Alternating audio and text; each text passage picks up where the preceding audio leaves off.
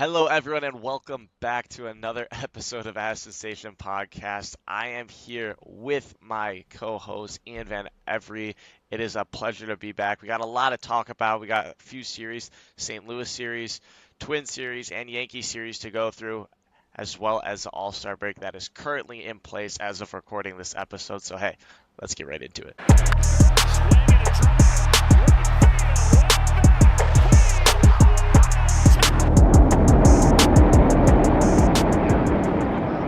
Excited to get this going.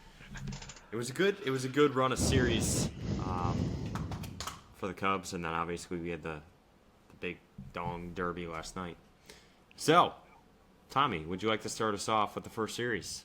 Yeah, obviously, the St. Louis series, the July 4th series, and us being Cubs fans, we hate St. Louis.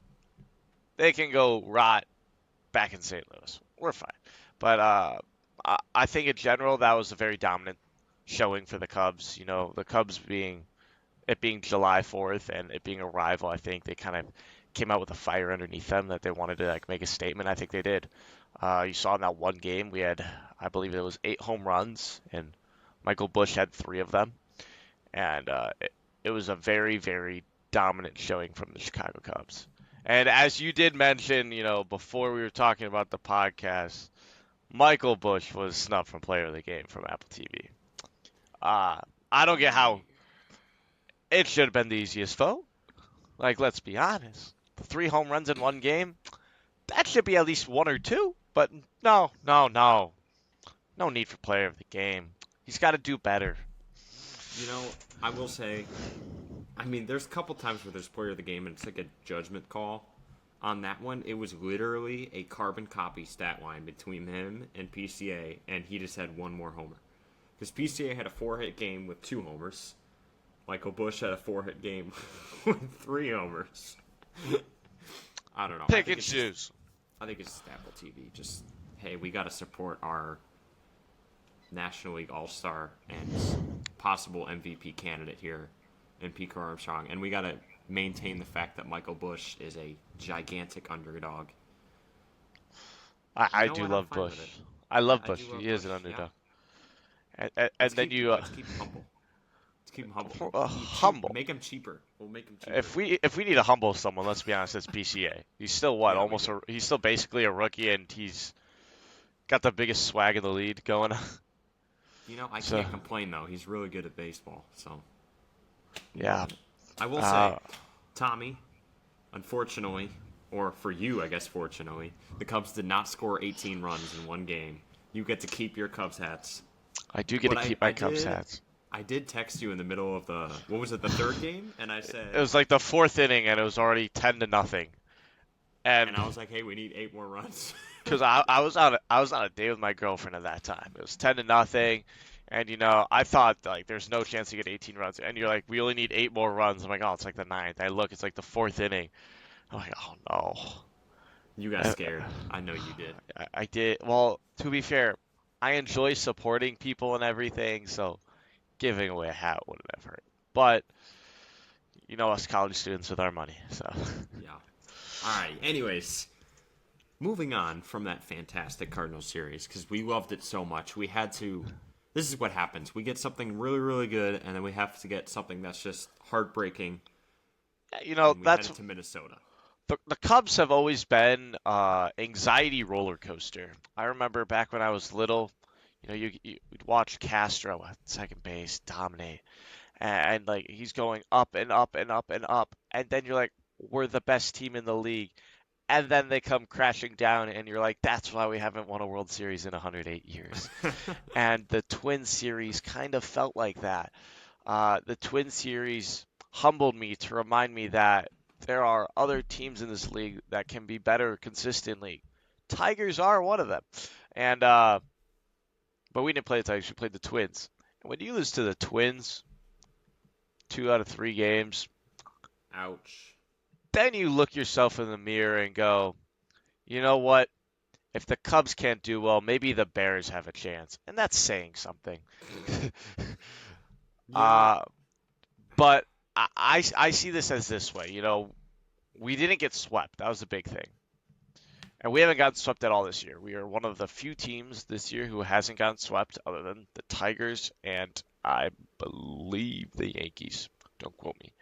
Uh, but when we have a bad, people have bad games. People have bad. Uh, what is it called? Oh no, what's it called? Series. Sorry, that's the word I was. Wow. People have bad Hey, it's series, but it's not so like what we do about it. It's how we respond to it. The Cubs hitting wasn't there. We're getting very, very few runs a game, and then our pitching can only hold us so close, and some games don't even hold us close. So I think it was an overall poor team for performance before the All-Star break. But then they had a chance to respond. They could have got into another slump against the Yankees and go, oh no, but they didn't do that. So moving on to the Yankees. Apologies for not letting you talk, but I it's don't all want right. to even listen to the Twin series anymore. Me neither. I thought the Yankee series went very well. We won 2 out of 3 games. We did have that rough loss, but after that rough loss of 11-0, and kind of getting a whooping, we came back and we dominated. Shota I going 7 innings, only giving up 1 earned run with like 3 hits. That's the Shota I miss. I will say, after that first game, I think I was sitting in my kitchen. I don't know if it was my dad or my sister that was telling me. I think it was my sister. She's like, the Yankees must be better than us if we're losing 11-0. I'm like, well, mark my words. The Cubs did not have a starting pitcher today. The Cubs are a better team, record wise, statistically, and basically just in my personal opinion. And we came back the next 2 games and we shut them down completely. The first game, is it harsh to say that I don't like Cody Bellinger anymore? You're damn right. I don't like Cody Bellinger. I hate Cody Bellinger now. I'm salty. 3 home runs. Probably four. I will count 4 because he was robbed. But he did enough to hit 4 home runs. Yeah, But then the bottom line is the Cubs won the series. The that's Yankees all that put it all matters. into one game. And the one game, we didn't even have a starter. We split our bullpen. Ian Happ had an off day. I will say, I did like what Council was doing, experimenting with the offense a little bit. I think it's safe to say that Matt Shaw we could see back in the minors after the break here. He could be sent down. And I think Ian Happ was given a little bit of a wake-up call to say, okay, you're not going to bat leadoff for the series because we need you to do something because you are currently hitting 220 in the leadoff spot. That's unacceptable. As much as I love Ian Happ, he's probably one of my favorite players on the Cubs. But he's got to figure it out. He's not getting on base as much as he typically does. His batting average severely down. And when you have a leadoff hitter that's not a stolen base threat and your main thing with him is to get on, he's got to do it to be successful. I mean, another big thing about Ian Happ being leadoff is he is a switch hitter. There's not that many of those, and being able to dominate or used to be able to dominate from both sides of the plate was big. I don't think they're going to move Shaw to the minors because after this All-Star break, I think they might want to trade him.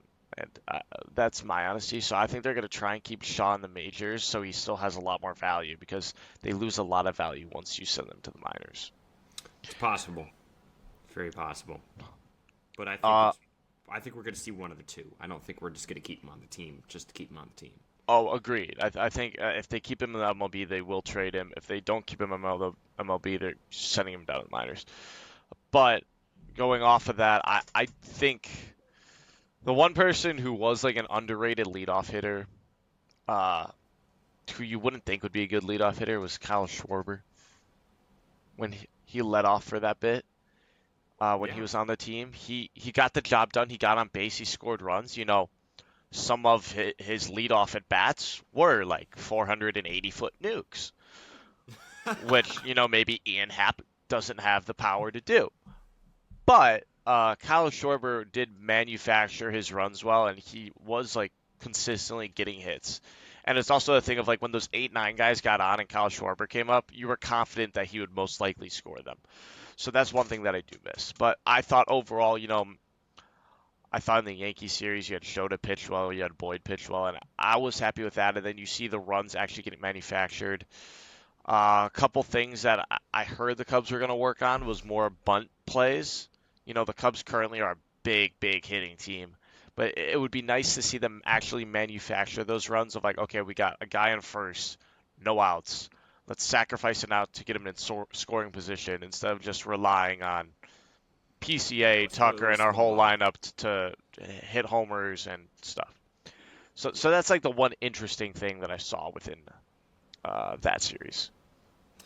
Yeah, and I think small ball would be very useful for this team. To be honest with you, I mean, we know the PCA is a good bunter. We have some good bunters, but we just don't do it because a lot of times we're just thinking, our offense is going to come through. That's the thing. And when A lot of times our offense doesn't need it.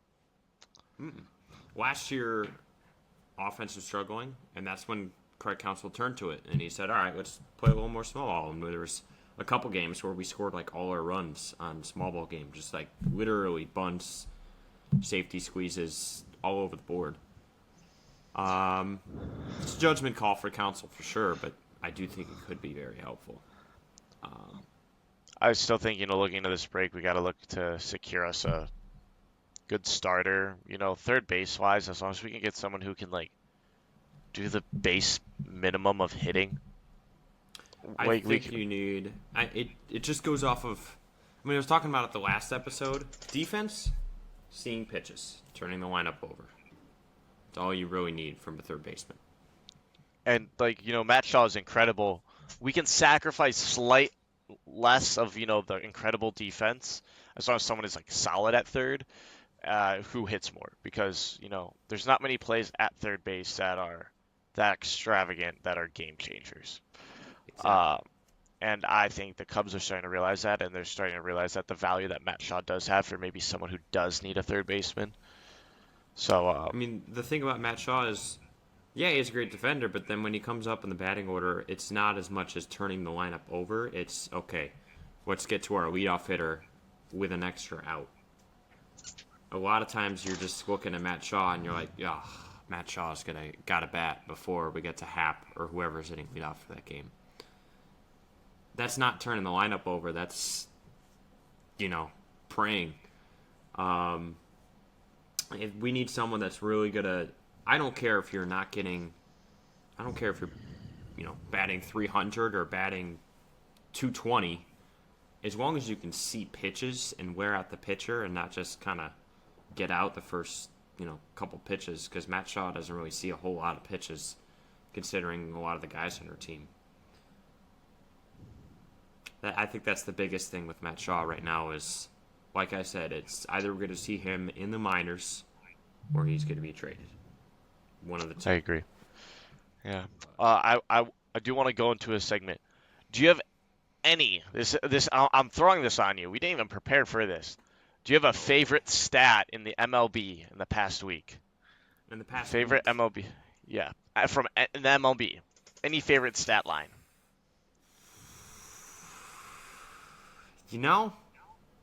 my favorite stat has to be the Shota Imanaga performance that we saw against the Yankees. If I'm going, it's technically not in the past week. It's in the last 132 years or whatever. But my favorite stat was the Cubs versus Cardinals. What was it? 3 homer players all on July 4th, whatever that was. That was my favorite stat. But that's That over was the a good last like stat. 100 or so years. So I'll just go with Shota Imanaga for this one. What about It's you? hard. Ah, I think I got a fan favorite is the Dodgers getting swept 2 times in a row and also losing then 7 games in a row along with that. Oh, it feels so good. You know, I When my did. There is another stat that I do love, and that was the fact that Michael Bush hit as many homers as Jazz Chisholm in one game than Jazz did in the entire home run derby. That was awesome. That was I awesome. that was awesome because the home run derby for us was last night. Cal. pulled it away. And I kind of like the story of it. He's a switch hitter. He dominates from both sides, but then he didn't even have a coach throwing to him. He had his dad throwing to him, and his catcher was his like 14-year-old brother. And those are like the moments that you get. And then he had, I mean, his dad is a D1 coach, to be fair. But Yeah. then you look at it, and then since his mom couldn't be directly involved, on the back of his jersey had like a mini letter written to his mom, and it was like very, very wholesome. You know, obviously he's the fan favorite going in, and Yeah. we have to talk about 1 inch, I know. the 1 inch wonder. You Well, know, that's probably not the here's my best wording. question. Here's my Uh, question. StatCast is obviously amazing, and we love StatCast, and it's very accurate 99% of the time. In reality, are we going to be able to really measure 1 inch, or was that just the fact of, okay, we want Cal Raleigh in the finals? He has this huge family outburst. He's the fan favorite. He's at 38 home runs in the regular season. He's doing amazing things. 1 inch? Here's the thing. It's either that they did a coin flip, or it's the fact Swing that off. maybe StatCast is actually that accurate and it's that impressive to where that is then that cool. But I don't I'm not 100% confident, with like AI, with like all the stats that you have and like the flight path, you probably could get like within 3 inches of accuracy with like, or within 3 inches of 95% accuracy, but within 1 inch, it's very hard to say. And maybe like Rooker like goes back and looks at that, and he's like, I think mine was farther. His could have been farther. I would have preferred to see a swing off. I think that would have been absolutely electric. And we wouldn't be talking about this right now. We'd just be instead talking about some epic swing off that changed the entire home run derby. Well, you know what I said? I said, that was a total distance off carry. Let's see who bounced farther. Did one bounce backwards? Did one bounce forwards? That's a good I one. think that's I how, hadn't heard make that. it like golf. Do they If you need a put two mulligan? like bat Like, spin. go again. Like, That's good. We should submit exactly. that to the home run derby next year, folks. We're gonna have our let's Say give you a tiebreaker. tiebreaker isn't inches. It's off the roll. How far does it go? If someone catches it, damn. That We other need person a better hope they dropped it. we need a flag boy that just goes and waves where the ball landed, so we know. Or they could do whichever fan caught the ball in a cooler way gets to go. This is turning into banana ball. If the fan, I know if the fan if the fan ultimately helps someone win, do they get like 2% of the winnings? I don't know. It is turning into banana ball. Anyways, One person who was like sad to not see in the home run derby this year, Pete Alonso. He could have definitely gone back, and he went live on MLB Network and he talked about it openly of, I think this year especially, a lot of those major teams haven't had as many break days. It's a lot of wear and tear on their body, and Pete Alonso went about and talked about how they hadn't had a multiple day break in over like a month, and yeah. like to him that's like very like physically taxing. And he's like, he said like he won the home run derby once. It's a cool thing, but he's like he would prefer to actually take care of himself and his body over actually playing in the All Star and in the And home run derby. and this is exact. I mean, we were talking about this in episode 1 with Pete Crow Armstrong. I would 100% rather have my guy or player on my team not compete in the home run derby. Not, I mean, it's fun, it's cool. You get the big winnings if you win, but it's a major strain on your body. And on top of that, it's a major strain in your swing because you're actually change. Some guys change their swing for the home run derby. We saw it with I think it was James Wood. He had to kind of change his swing. Okay, I don't want power the other way. He was throwing his hands. Yeah. And Well, I mean, especially when you look at the Atlanta Stadium, that left field porch is so short. So like you kind of have to pull everything, and I think that's why Cal tried switching to righty to see if he could pull some over. But I mean, he's just so dominant left. So he had to stay there. And I I'm not really as caring of like, okay, well, you know, it's straining on your body to do the home run derby. I just think that hitters tend to come out of it hitting worse. You saw that with Alonso. He didn't hit a single home run in the first like 5 games back after that. So then you have to go back and actually evaluate like, is this really worth it? Like if you have a chance at winning, maybe like, or you're just in it for fun, maybe go with it. You know, I don't think Jazz can get any worse. So it's only up for like, imagine going to the home run derby, like you're like, oh yeah, I hit dangers. You only hit three. You Oh, know, we could put Jake Arrieta in there. He'll hit more. oh, that's a statement. It's What probably prime true. Jake Arrieta or current Jake Arrieta? Jake Arrieta with like 3 weeks of hitting practice. Okay, fair. We'll see it. Let's have to make it happen. Anyways, We'll make it happen. as much as I love the Home Run Derby, I do love the All-Star Game just a little bit more. Just a little bit. Because it's a lot more fun to watch. And, Sir Tommy, do we dare talk about this All-Star Game lineup